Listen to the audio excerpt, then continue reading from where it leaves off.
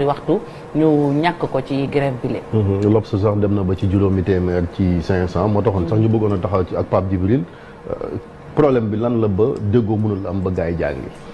En fait man tey fi ma bëggoon def taxaw seetlu bon problème bi mooy déjà dialogue de sourds la am problème mu leadership xam nga ñun sunu administration président Macky Sall dafa wax na fi ba tàyyi ne il faut que ñu réformer l'administration. L'administration souvent bureaucratie moom moo koy sonal la bureaucratie est contre le leadership bureaucratie ennemi bëgg dëgg mooy leadership bëggul leadership te leadership bi bu éclaté wul souvent pour ñu trouver solution dafay jafe et justement confrontation boobu noonu mooy am souvent ba nga xamante ni la bureaucratie moom dafay privilégier la procédure sur les résultats mooy li may wax ne dëkk bi di nga gis koo xamante ni moom signé lañ ko sant signé mais signature boobu mu amee moo tax mu amee parcelle de pouvoir tong ci bopp nit ñi sonal leen signature boobu tam ci lay amee xaalis ci lay defee ay dóor martoom ci lay menacer ay nit ci lay bloquer ay dossiers yu kenn xamul léegi nii rek avant may dugg si maa ngi waxtaan ak suma benn xarit Mamadou Nguer ma koy nuyu mu nekk Bayax nekk professeur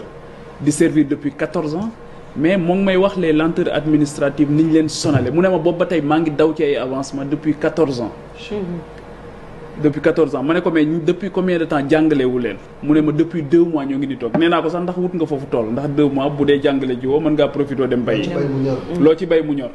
donc 2 mois nga toog jàngale jiwoo donc c'est très très compliqué donc la difficulté bi mu am te dégg naa ngeen wax ko bi ngeen évoqué ko ci première partie bi mooy li nga wax léegi ne le fait que ci gouvernement bi bu ñu amul jëwriñ boo xamante ni moom mooy arbitrer souvent te malgré que amoon nañ loolu réglé wuloon problème bi parce que boo fàttaloo ko Zoumaro ak Dianté bi Mohamed Boun Abdallah Dionne nekkee premier ministre dafa amoon foofu jafe-jafe bi fa feeñoon mooy crise de représentativité buy am parce que Zoumaro ak Dianté dañuy d'accord ak lii le premier ministre dem ci base bi ne loolu nanguwuñu donc finalement le leader charismatique bi nga xamante ni moom moo war a nekk ci syndicat bi ba nga xam nit ñi dinañ ko nangul ba nga xamante ni souvent dinañ d'accord ne ko Fati boo demee waxal ñu ñun loo wax doy nañu ndax wóor nañu ne intérêt général nga fay défendre mais s'il faut aller et revenir consulter la base et comment on consulte cette base là ba nga xamante ni mën naa am ay dissidence ça ne règle absolument rien donc pour man li jiitu Chérif mooy rétablir le climat de confiance mais ñu nangu aussi ne leadership bi mënu ci ñàkk dans tous les domaines et dans tous les domaines aujourd'hui au-delà de la technicité de la scientificité soxla nañ aussi surtout ñoo ngi wax ay ossature gouvernement bu bees ak premier ministre bu bees mais li ñu soxla mooy beaucoup plus de leadership ci secteur stratégique yi nga xamante ni dinañ ko mën a dinañ mën a def ay bons yu am solo leneen li nga xamante ni dafa am solo ci wàllu enseignement mooy le nerf de la guerre c'est-à-dire que comment l'éducation est financée dans nos pays en Afrique subsaharienne je pense que ne foofu la difficulté majeure bi nekk parce que les gens qui mettent leurs sous aussi souvent ñoom ñoo lay wax fi nga koy yóbbu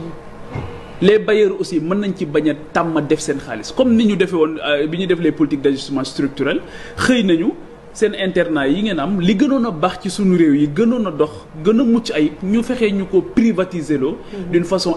incroyable et aujourd'hui c'est comme ça qu'on est en train de privatiser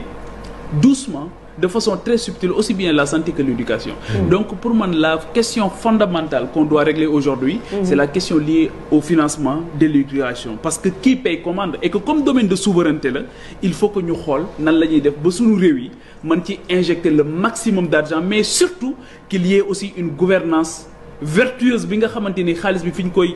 dugal dinañ ko ci yóbbu aujourd'hui ñu ne 575 milliards lañ ciy affecté 24 à 26% du budget loolu la ñuy wax les chiffres ñu ne c'est plus de 6% du PIB au même moment on a un déficit de 40 000 enseignants sur le territoire national 40 000 enseignants le déficit alors que le déficit il faut le résorber mais boo koy résorber dafay am incidence financière forcément donc xaalis boobu fan nga koy jëlee beneen bi mooy les salles de classe manquent les supports mais Covid bi mu ñëwee bi ñu dundee ci Covid bi te loolu moo tax man ci affaire médecine bi wax dëgg yàlla su ma sañoon du ñu ci ñëwaat ndax Covid bi doyoon na sëkk enseignement ba nga xam waroon nañ ko régler définitivement mais Covid bi mu ñëwee bi ñu lëkkalee santé ak éducation on s'est rendu compte qu'on n'avait pas l'environnement propice en cas de difficulté sur le plan sanitaire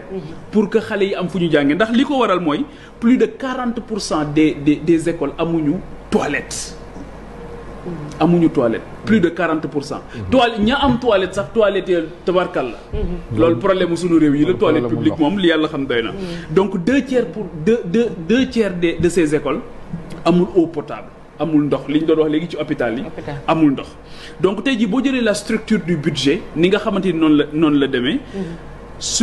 Il y a plus de fonctionnement que d'investissement. loolu tamit beneen jafe-jafe bu ñu am la xam nga tey jii demal ci école yi français yi moom Sénégal wala yi américains yi moom. nga dugg ci école bi nga xool l'environnement de l'école nga dem ci sunu école yi ñun na ko colon bi doon tabaxee ba tey la mel dañuy jël ñetti classe rek sànni fii bàyyi cours bi noonu jël benn drapeau sànni ci digg beeg yooyu. alors que c'est un espace de socialisation de l'enfant. donc dafa am solo dafa am gis-gis même sa vision du monde foofu la ñuy nekk di ko liggéey alors que nos écoles environnement bi góorgóorlu wuñ ci léegi sur le fonctionnement en 2019 c'est ça que je ne comprends pas en 2019 on a mis 50 milliards en 2020 30 milliards en 2021 22 milliards sur l'investissement c'est-à-dire que budget bi dafay wàcc chaque année c'est ça que je ne comprends pas dafay wàcc chaque année leneen li mooy le sous-secteur de l'éducation lu ci mel ni la petite enfance Fatick tubaab yeeg asiatique yi ñëpp d'accord nañ ne tout se joue entre 0 et 6 ans wala 0 et 5 ans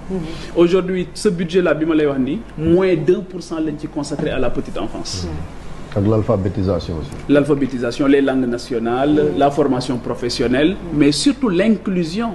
mooy xale yi nga xamante ni tey dañuy juddu ak laago